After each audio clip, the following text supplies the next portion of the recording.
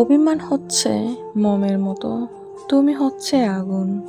তুমি কাছে এলে অভিমান তো গলবেই।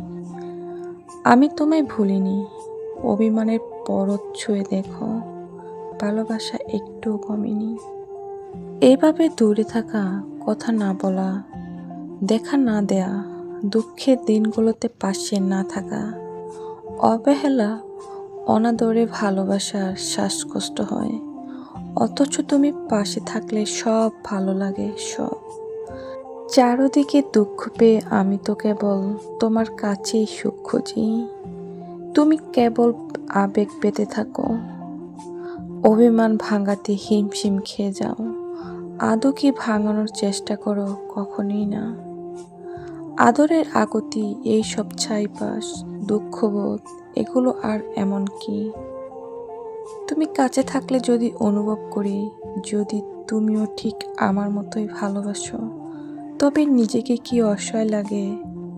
কখনোই না। অভিমান মোমের মতো, তুমি হাত বাড়িয়ে ছুঁয়ে দেখলেই অভিমান গলবে। তুমি উদাসীন, জানি, উদাসীনতায় প্রেম জমে। কথা না হলেও, দেখা না হলেও, যোগাযোগহীনতায় পড়ে থেকে ভালোবাসার শ্বাসকষ্ট, অনুভূতি নষ্ট হয়।